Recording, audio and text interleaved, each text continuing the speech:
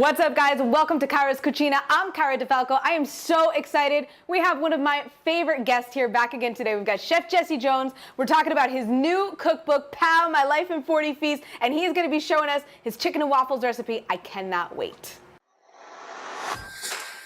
Great food isn't just about good ingredients and knowing how to cook. It's about telling the story of the food.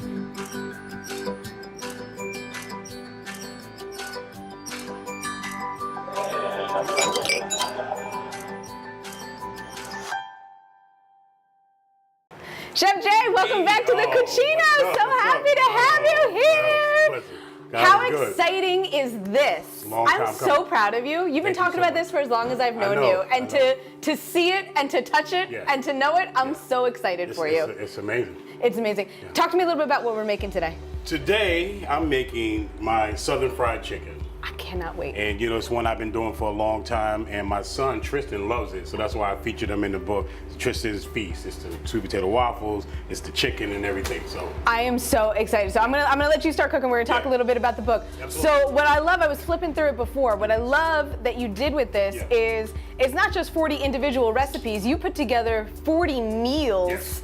Seasonal, appropriate for different holidays and things. You did one for each of your boys. I love it. So how did that concept come about? Well, you know, for 20 years I've been trying to write a book, and so what happened was I just applied all that into my life. So it's like Pow, and so it's my wife in there, my mother-in-law, everybody's in there through food. Because food is through your travels and family, everybody comes. Food is everything. That's it. So but the thing is, this is my signature recipes. And the reason why they're signature was because they're just through all my ups and downs and everything I've been through, this food is involved with it. For instance, with the oxtails with you. Which we had done in the past, yes. Everything, it makes sense, and everybody that know me gonna fill it out. Like, yeah, Jess. And I've been doing these recipes for a long time, and they work, and they're good. So delicious. Hopefully, when you taste the fried chicken, you'll see. I cannot wait. All right, so we got our chicken here. Yes. It's brining. Is that what we're starting with? Yes. So that's what I do. So the recipe, I brine the chicken overnight. Now a lot of people that's cutting back on their salt, you don't have to brine it. I know you got all kind of recipes out there, but I like to brine it because what it does is it gives that flavor in there. You don't have to worry about putting a lot of seasons in it.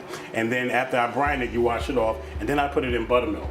Okay. And now this is 8 hours the brine, 8 hours buttermilk, or however you want. Not too long in the buttermilk because it might get too acidic. So buttermilk and hot sauce in there. Marinate that overnight, right?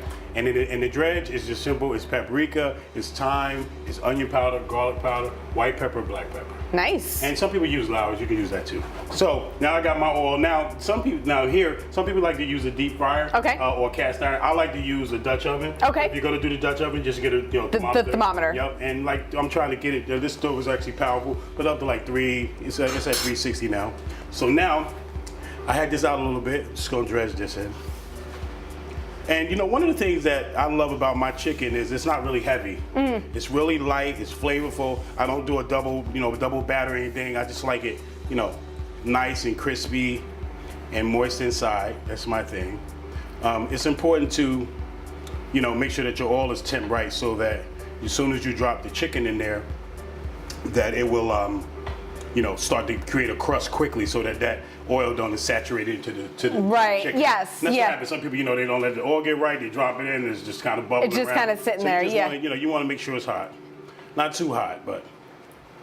And what happens is when you leave the chicken out a little bit for room temperature, a little bit for a while before you get ready to fry it, but also it's still going to drop the oil even because it's still cold. It's still colder. It's still going to drop the oil down a little bit.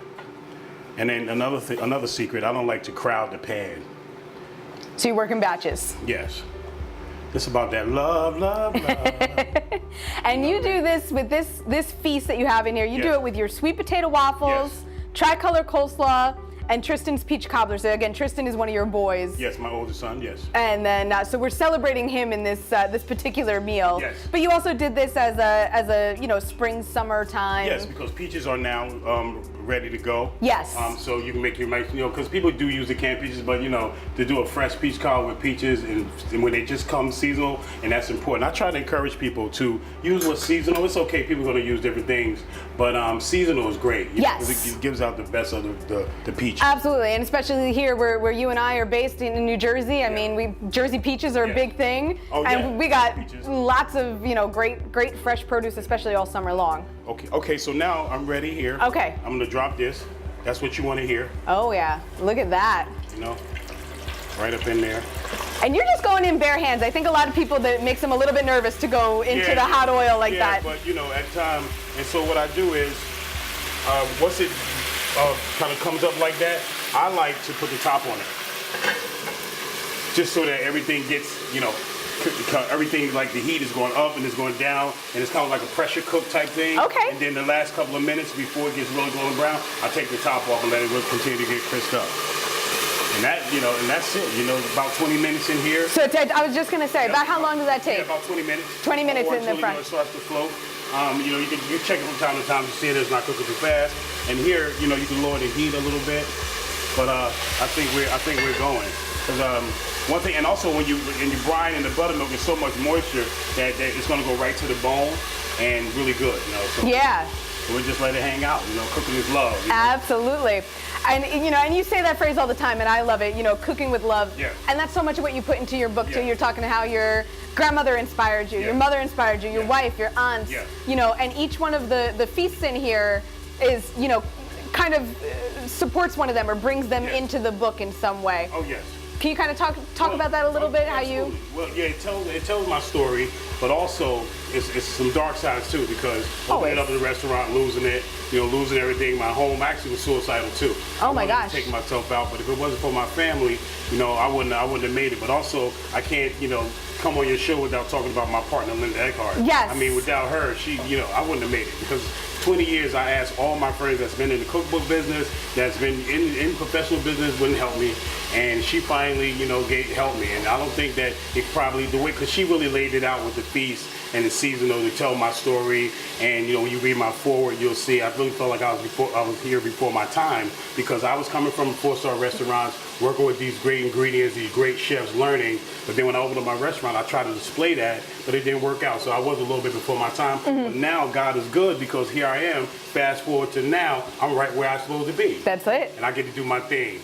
And you and I were talking about that too, because and you've gotten it being a traditionally French trained chef, but having that Southern background. And me not being formally trained, but I say I'm a graduate of Nonna's Kitchen. Right.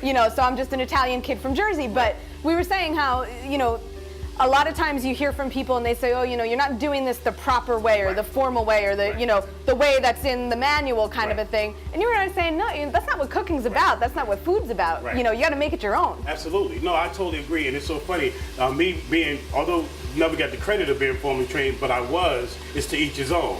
Because when I went down south trying to teach my grandmother them formal training, they told me to beat it. Yeah. You don't come to grandma's kitchen telling her what to do, right? So I'm saying, no, this is law, Mom. This is how, and she law is how I do it. And that's why I learned to appreciate food, different cultures, and the way people do things. Everybody do a different Italian thing. Everybody can do the same eggplant parm, but everybody gonna do it different. Right. Everybody gonna have their love. Some people gonna put red wine in their sauce, some people not. Some gonna shove brown, some say, oh, don't brown the garlic. Somebody say, I don't do onions. I don't do this. Exactly. So if you do it your way, and if people love it, it is what it is. And that's what I do. I do my thing. And that's what I love. So what do you hope that people, aside from obviously the recipes, what do you hope that people get from the book? What do if they're flipping through it or reading through it, what do you want them to take away with this? I mean, I want them to read my story, understand it, and if you love food, and I think if you know me, because this book, I'm gonna tell you why it's a godsend, because it's like one of my chefs that I used to, that I admire is named Pierre. He said his power was perseverance, opportunity, and work. That's what he felt his power was. And so the POW is like whatever POW you got. Mine could be passion, optimistic, and wisdom. So it's at the right time. But I want people that know me first to know that I love food and to try these recipes. And the people that don't know me, get to know me, get in the kitchen, cook, love, but also more for diversity really is, I'm gonna be honest, I know everybody's harping on that now, but I love to see more African Americans, more Hispanic in the business. Everybody do, you know, so all my instructors didn't look like me. I would love to see an instructor that looked like me and teaching that I can feel at home. Everybody wants to feel at home. Right. So I think that everybody will get this book, and you know, and mostly it's gonna touch the kids, because it's about getting in the kitchen and teaching them how to cook, because kitchen skills will teach you to do life lessons. And life lessons. You get in there and timing and this in the oven, you know, like this and that, oh, the time went on, let me go ahead and get this. And so it can help in any job. Absolutely. And even about making mistakes. We were talking about that as well, right? You know. Yes, trial and error. Trial and error. Yeah. You know what I mean? But you do it, and you do it, you do it. And then once you see, the thing about making mistakes, and I'll tell you, everything that I preach now, I just go right from the heart. And I learn as I keep learning as I go. But you got to keep doing it over and over. It's repetitiously. But if you realize that you can do it over and over again, then you have the patience to do it. But if you go, oh, I'm not going to do it, that doesn't work. You got to have the patience. You know what I'm saying? TV land. So I'll just give you a little peek of this. Oh, you see how that's getting that love right there? Yeah. So yeah. Wow, look at that. So it's been in there for about 20 minutes, right? We got nice, beautiful color. Yep, nice color. Pull it out. And we're just draining this on some paper towel, or you said if you've got a rack or whatever. Rack if you like, yep. And I just put it on that, and that's, you know, that's it. Voila, let it cool, and you know, you can put it in the wire rack, will, you know, it'll rest better, but I like to just put it on a little paper towel too. Getting crunchy. Oh my God, listen to it. You know, you hear that. You hear it. Oh, I'm so excited. Yes. Yes. Guys, the book is called Pow! My Life in 40 Feasts. Chef Jesse Jones, my very special guest and my dear friend. Thank you so much. If you want the chicken and waffles recipe, caradifalco.com. I'll get that up online for you. I'll hook you guys up in the link below so you can buy Chef Jesse's book. Thank you guys so much for watching. Thank you for coming and sharing your story with us and your recipe with us. I am so excited to dig into this. That is it for this week in the Cucina. I'll see you guys next time. Salud, my friend. Ready for Chef Jesse? Let's get it. Dream big, never give up. Pow. Oh my God. Lord have mercy. I'm so good.